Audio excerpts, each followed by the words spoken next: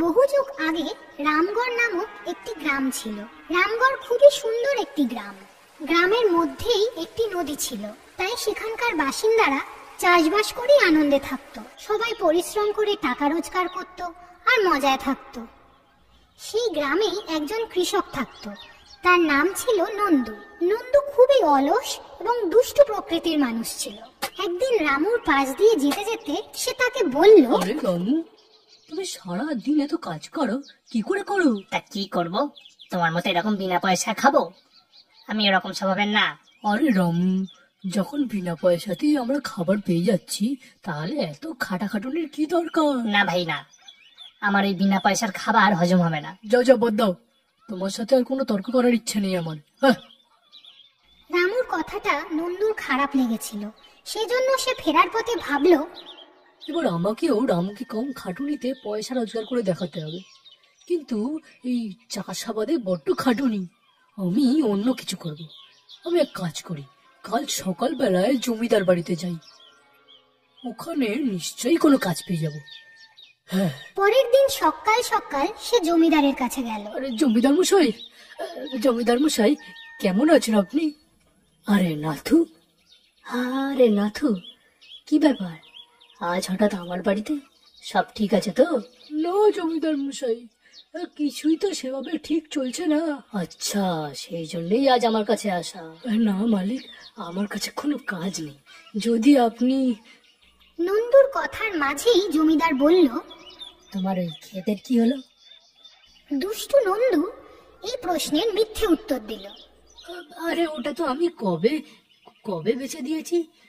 আসলে কি হয়েছে মালিক, আমদানি পুরোপুরি বন্ধ, খেতে পাচ্ছিলাম না, তাই বেচে দিতে হলো। কিন্তু এখন আমি তোমাকে পয়সা ধার দেবো না, বুঝলে?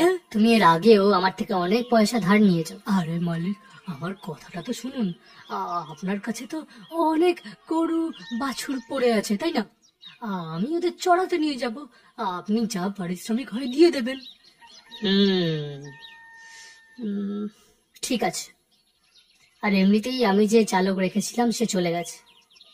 বাইরে বারান্দায় সমস্ত গরু বাছুর আছে, যাও ওদের নিয়ে যাও, আর সন্ধ্যের মধ্যে অবশ্যই ফিরে এসো।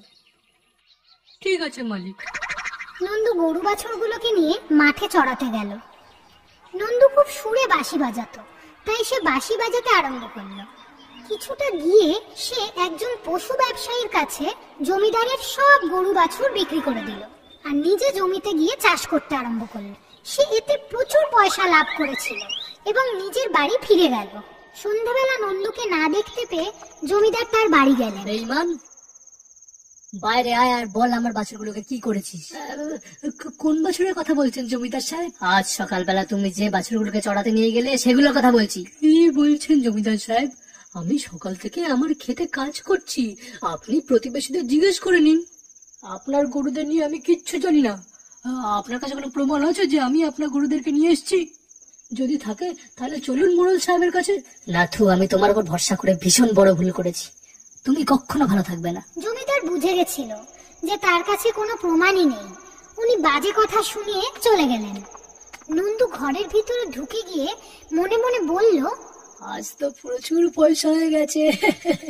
এক কাজ করব, কালকে আরো কাউকে এরকম বোকা বানাবো। হ্যাঁ, কালকে আমি পাশের গ্রাম থেকে দুটো মজুর নিয়ে আসবো, কারণ এই গ্রামে তো কেউ আমার সাথে কাজ করতে চাইবে না, আর ওদেরকে দিয়ে আমি এখানে কাজ করিয়ে চাষ করিয়ে প্রচুর লাভ করব। পরের দিন নন্দু পাশের গ্রাম থেকে দুজন শ্রমিককে নিয়ে আসে। তাদের দিয়ে 3 মাস অতিরিক্ত খাটায়। 3 মাস পরেই নন্দুর খেতে ফসল জন্মায়। তারপর তারা নন্দুর কাছে পারিশ্রমিক চায়। আরে নাথজি, আমাদের মজুরিটা দিয়ে দিন। আপনার এখানে 3 মাস ধরে আমরা কাজ করছি, আপনার অনেক লাভও হয়েছে, এবার তো আমাদের মজুরিটা দিয়ে দিন। আরে আরে, কিসের মজুরি, কিসের কাজ, কারা তোমরা? দেখুন, আমরা অনেক কষ্ট করে আপনার সাথে এখানে কাজ করেছি, আমাদের পয়সাটা দিয়ে দিন বলছি। আরে ভাই, আমার কাছে তো কোনো ক্ষেতই নেই, তো তোমরা কিভাবে কাজ করলে?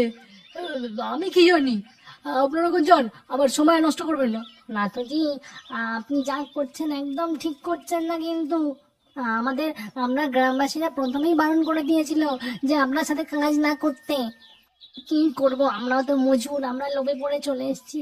কিন্তু আপনি যখন এরকম করছেন, অনেক সাজা আপনাকে পেতেই হবে। এই বলে দুই শ্রমিক সেখান থেকে চলে গেল। নন্দু তাদের কথায় কানই দিল না আর গিয়ে ঘুমিয়ে পড়ল। ঘুমের মধ্যে সে একটা স্বপ্ন দেখলো। স্বপ্নে তার সামনে একজন দেবী এলেন। তুমি এখনো অবধি খুব দুষ্টুমি করেছো, প্রচুর লোককে ঠকিয়েছো। এখন থেকে তুমি যেই দুষ্টুমি করবে, তোমার ঘরের পাশের বট গাছটার পাতা ঝরে পড়বে। আর তোমার বয়সও, যেই দিন এই গাছের সব পাতা ঝরে যাবে, সেদিন তুমি আর বাঁচবে না। পরের দিন সকালে উঠে সে দেখলো গাছটার অর্ধেক পাতা ঝরে গেছে, কিন্তু এখনো গাছটি সবুজই আছে। নন্দু ভাবলো এখনো প্রচুর পাতা আছে গাছটাতে, আর সে দুষ্টুমি করা বন্ধ করলো না। দুষ্টুমিতে এমন হারিয়ে গিয়েছিল যে তার গাছটার কথা মনেই রইল না। একদিন যখন সে বাড়ি ফিরছিল, সে দেখলো গাছটিতে আর কয়েকটাই পাতা বাকি আছে। আমি সারা জীবন শুধু বেইমানি করেই কাটিয়ে দিলাম। আমার হাতে আর একদিনই আছে। এই একদিনে কিছু ভালো কাজ করতে হবে। আর এমনিতেই এত যে পয়সা জমা করেছি, আমি যদি সেই মরেই যাই তাহলে কি হবে?